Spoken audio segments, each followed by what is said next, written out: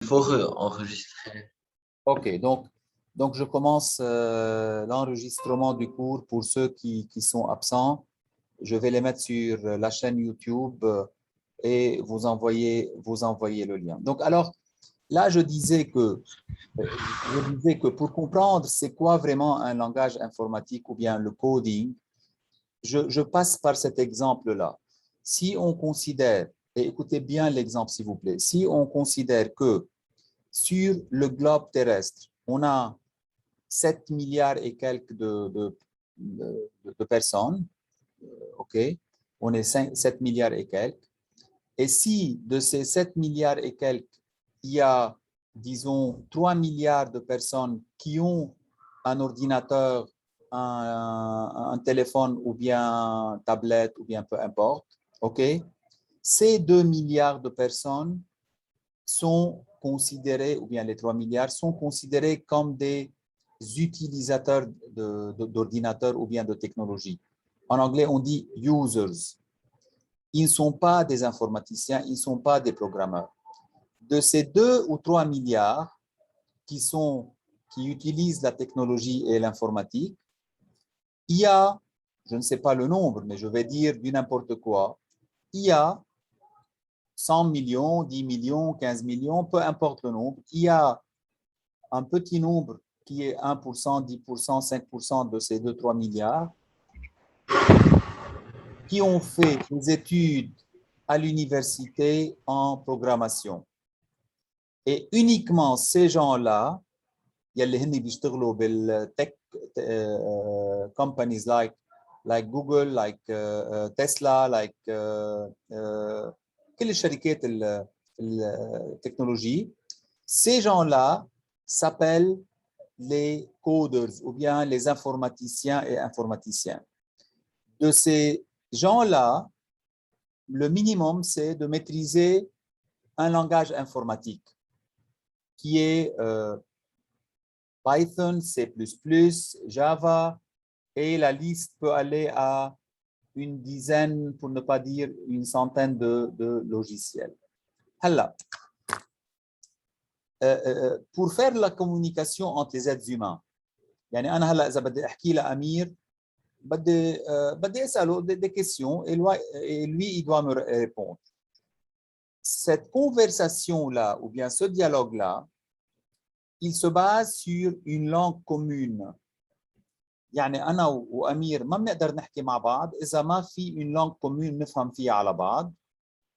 Un, deux, on a choisi le français, excellent. On peut choisir une autre langue, l'anglais, le français, l'arabe, l'espagnol, le chinois, l'allemand, bref. Et pour chaque langue, pour chaque langue, il y a un dictionnaire et une grammaire.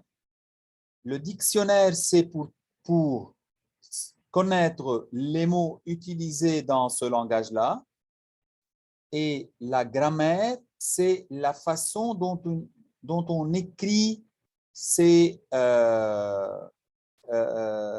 les phrases, les paragraphes, les textes, et ainsi de suite.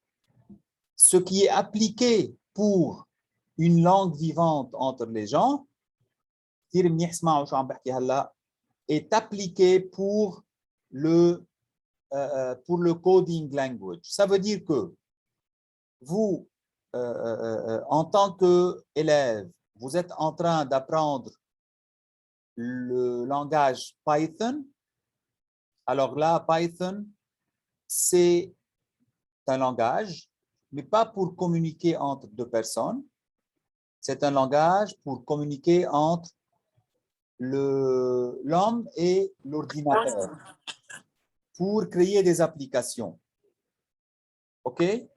Et pour communiquer avec l'ordinateur et pour créer des applications, je ne peux pas mettre le français ou bien l'arabe ou bien l'espagnol ou bien l'anglais que j'utilise entre les gens pour programmer un ordinateur. Ça veut dire que l'application que vous avez, Instagram, Twitter, WhatsApp, Zoom, Google Classroom, toutes ces applications-là ne sont pas écrites par un langage humain.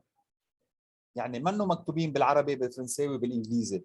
Ils sont écrits en utilisant un coding language qui est Python ou bien il peut être autre chose. Ce coding language, il a un dictionnaire et il a une grammaire. Ça veut dire que il y a des mots techniques qu'on utilise. Sorry. Il y a des mots techniques qu'on utilise pour programmer. La grammaire, c'est qu'on a, on a une façon d'écrire. On n'a pas le droit de dire n'importe quoi sur l'ordinateur. Il faut bien préciser la technique. Comment écrire les phrases. وراح نشوفها بعد شوي. OK?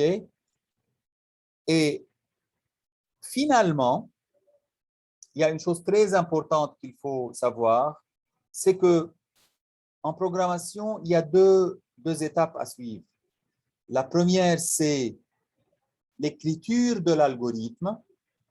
Ça veut dire enchaîner les étapes afin de bien exécuter une certaine fonction. Et deux, la programmation. OK? Donc, comment écrire sur Python? Alors, بدي أطلب من Adam, s'il te plaît, tu lis le paragraphe que tu vois devant toi qui explique un peu l'algorithmique, c'est quoi? Adam. Oui, monsieur. Allez-y, tu lis. Un algorithme est un Enchaînement. Adam. Oui, non, Adam. Un algorithme est un enchaînement d'opérations à effectuer pour résoudre un problème donné ou effectuer une tâche. C'est un processus constitué d'une suite d'instructions claires qui s'exécute dans un ordre précis. Une recette de cuisine est en quelque sorte un algorithme permettant d'obtenir un plat donné. Si un ingrédient manque aussi les étapes ne sont pas exécutées dans le bon ordre, le résultat final ne correspond pas au résultat attendu. OK. Alors là, quand on parle algorithme, en fait, on est en train de parler structuration d'étapes ou bien dans un enchaînement d'étapes. On donne l'exemple d'une salade. يعني تخيلوا انتم pour faire une salade إذا بسألكم هلا comment on fait une salade بتقولوا لي je pars au supermarché, j'achète les ingrédients, les légumes, je les lave, je les coupe, je les mélange avec de la sauce et ainsi de suite. تخيل حالك انت انه la deuxième étape ou bien la troisième étape صاروا بالاخير يعني couper les légumes ou bien laver les légumes tu vas les faire après la sauce شو بيصير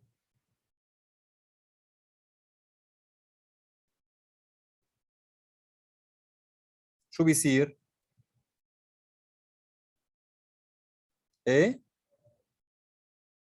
ما بتزبط السلاد. ما بتزبط السلاد et même chose pour quoi pour le programme informatique OK يلي مفروض تكتبوه alors je continue là l'algorithme et l'étude et la production de règles et techniques qui sont impliquées dans la diffusion et la conception, l'algorithmique, pardon, l'algorithme.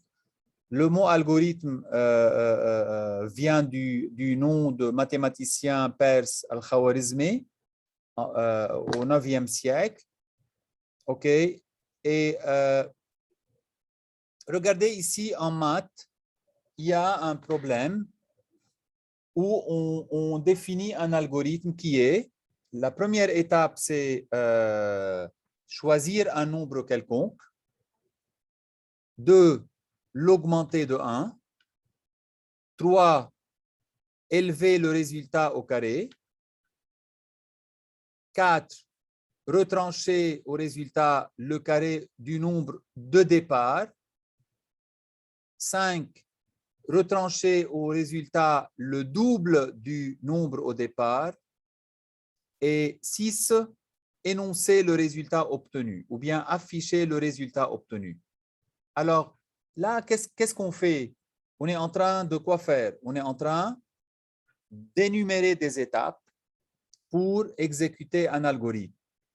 Imaginez-vous que je permute une de ces étapes-là, le résultat va être différent, il ne va pas être le même. Donc, ce que vous voyez ici, c'est un algorithme de 6 étapes. Et cet algorithme-là, il faut le traduire en Python. Je vous montre maintenant le programme Python. شايفين هلا le programme Python قدامكم؟ شايفين البروجرام Python هلا؟ في حدا يجاوبني؟ Oui, monsieur. OK.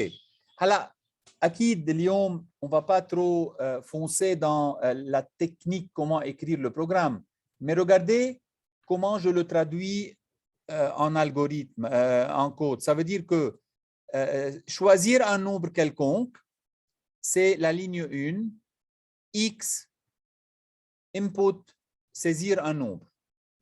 Alors, la syntaxe input va nous permettre de taper du clavier un nombre de notre choix. Birja, la deuxième ligne, c'est l'augmenter de 1. Regardez comment je l'augmente de 1. A égale à x plus 1. Le x, je l'ai saisi à partir du clavier. Le x plus 1, je l'ai augmenté de 1 et je l'ai mis dans une variable qui s'appelle a. On revient plus tard à la variable et la définition et comment la manipuler. Alors là, élever le résultat au carré, mettre le résultat au carré, comment je le fais? Donc, c'est A égale A étoile étoile 2. Je suis en A étoile étoile. L'étoile étoile, 2 secondes base. 2 secondes. L'étoile étoile, c'est le carré. OK? Puis après, l'étape suivante, retrancher au résultat le carré du nombre de départ qui est le x. Alors, regardez comment je fais. A égale à A moins x au carré. Puis après, retrancher du résultat le double ou bien de x.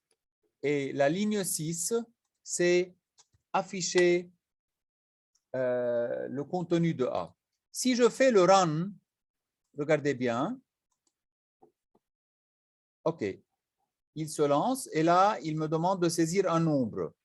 Je mets la valeur 2. Le résultat est combien? Le résultat est combien?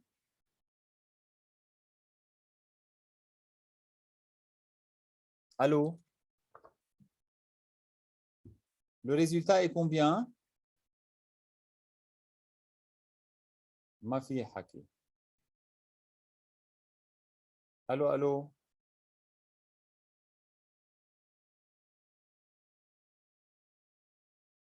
ما حدا عندي على السماع؟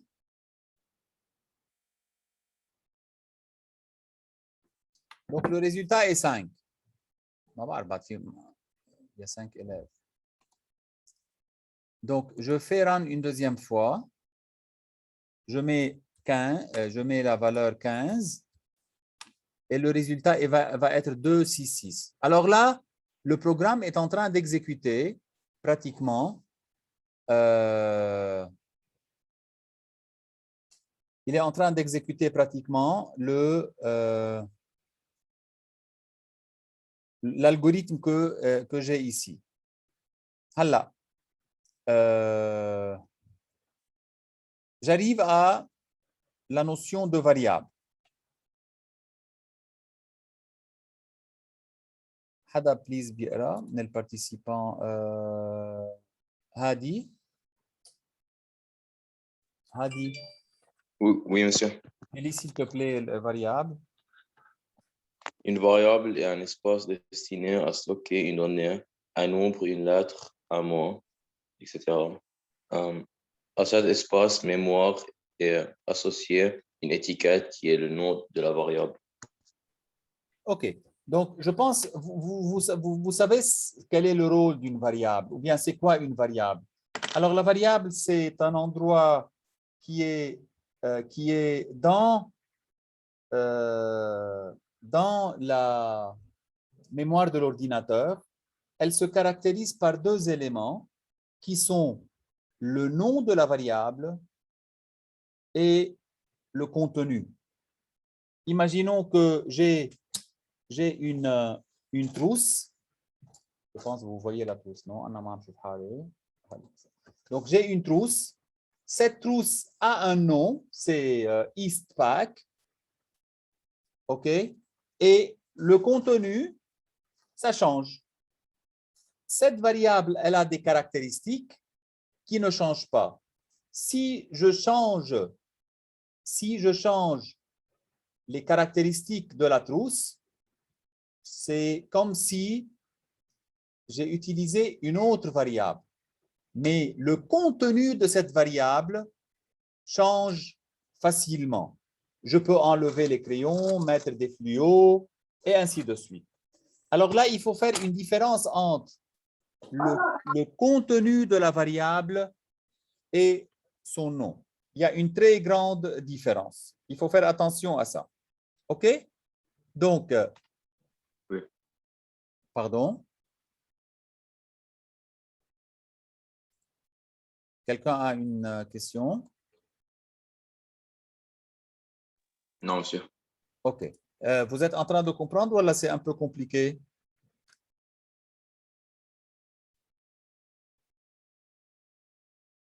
Chaud?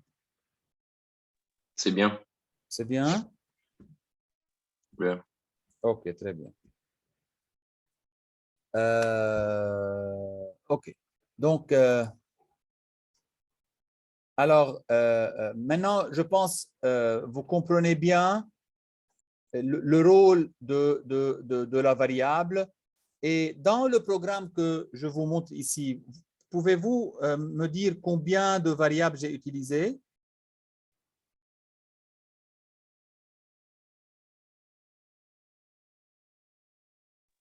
Une seule. Non, deux. Il y a le X, il y a le A. Ah oui. OK, il y a le X et il y a le A. Très bien. Donc, je descends en bas pour non, 2 secondes. Là, وين هو هذا؟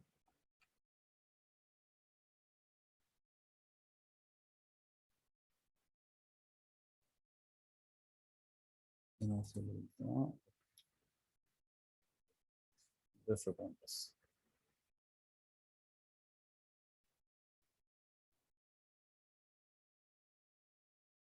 OK.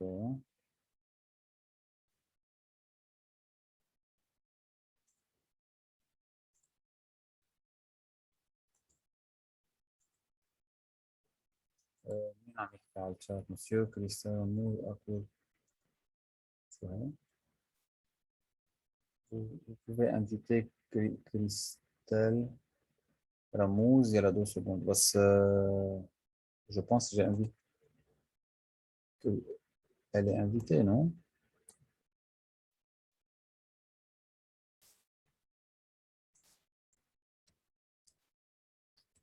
Christ.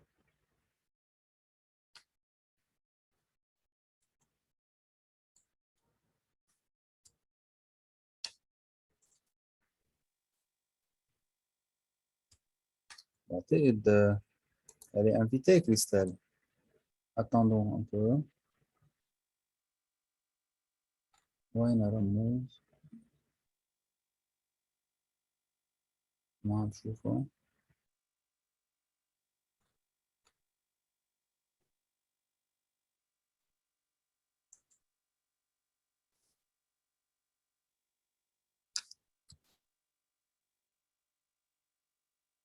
Ah, Christelle avec un I. Elle est invitée.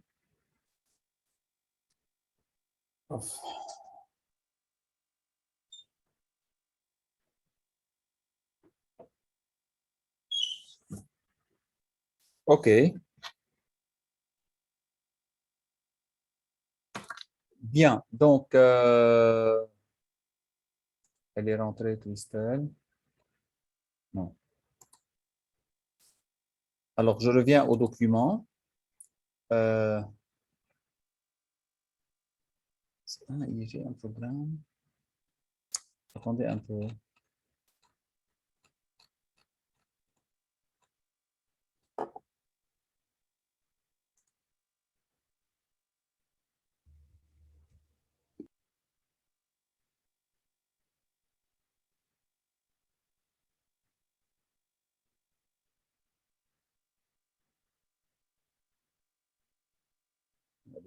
OK.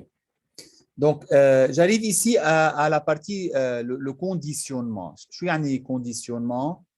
Donc, c'est créer une condition pour que l'ordinateur prenne une décision. شوفي بالchat.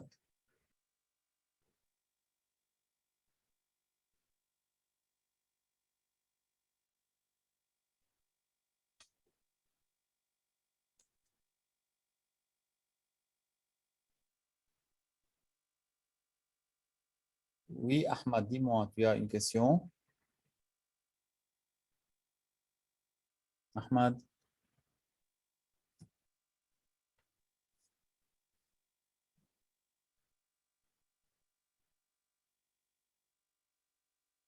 Comment tu arranges ton mic?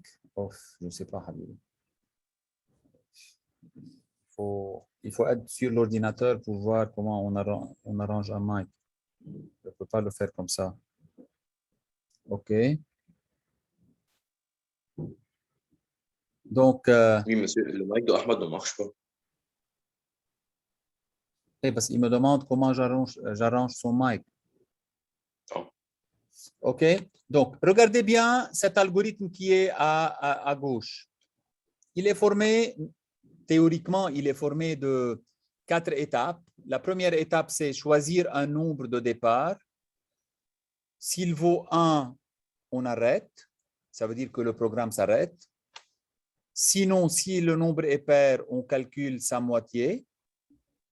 Si le nombre n'est pas pair, s'il est impair, on calcule alors son triple augmenté de 1. Et finalement, si le résultat vaut 1, on s'arrête.